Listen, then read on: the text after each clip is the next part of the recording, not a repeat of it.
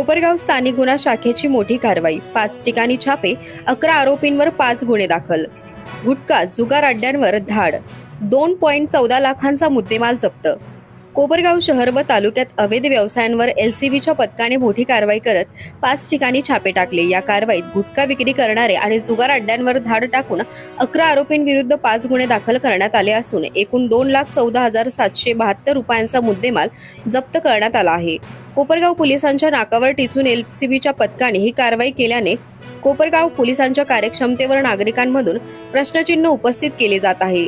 जिल्हा पोलीस अधीक्षक मुमक्का सुदर्शन यांनी जिल्ह्यातील अवैध धंद्यांवर कठोर कारवाईचे आदेश दिले होते. त्यानुसार स्थानिक गुन्हा शाखेचे पोलीस निरीक्षक संतोष मुटकुळे यांच्या मार्गदर्शनाखाली विशेष पथकाने 1 ऑगस्ट रोजी कोपरगाव शहर आणि तालुका पोलीस ठाण्याच्या हद्दीत कारवाई केली. कारवाई दरम्यान 3 ठिकाणी अवैध गुटखा विक्री प्रकरणी गुन्हे दाखल करण्यात आले, तर 2 ठिकाणी सुरू असलेल्या जुगार अड्ड्यांवर धाड टाकून आरोपींना ताब्यात घेण्यात आले. या मोहिमेत गुटखा, रोख रक्कम व इतर साहित्य असा एकूण 2,14,000 रुपयांचा अधिक किमतीचा मुद्देमाल जप्त करण्यात आला.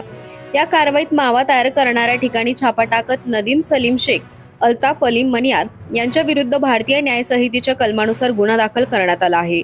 तसेच गुटखा विक्री करणाऱ्या अभिजित ठाकरे राहणार कोपरगाव, अर्जुन सोनी राहणार कोळपेवाडी, आरिफ रज्जाक पठाण कोळपेवाडी यांच्या विरुद्ध गुन्हा दाखल करण्यात आला आहे.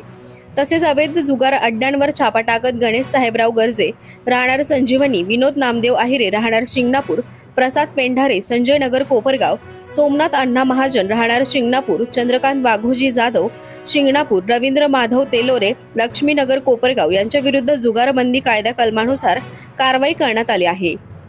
काही आरोपींना अटक करण्यात आली असून 2 आरोपी फरार असल्याची माहिती पोलिसांनी दिली आहे. फरार आरोपींचा शोध सुरू असून अवैध व्यावसायिकांविरोधातील कारवाया पुढेही सुरूच राहणार असल्याचे पोलिसांनी स्पष्ट केले आहे.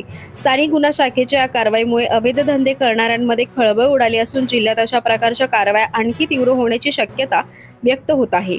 सदरची कारवाई जिल्हा पोलीस अधीक्षक मुमक्का सुदर्शन यांच्या आदेशाने एलसीबीचे पोलीस निरीक्षक संतोष मुटकुळे यांच्या मार्गदर्शनाखाली पोलीस अंमलदार अरुण गांगुर्डे, विजय ठोंबरे, अभिजित अर्कल, अशोक लिपणे, रणजित जाधव व अमृत आढाव यांच्या पथकाने केली आहे.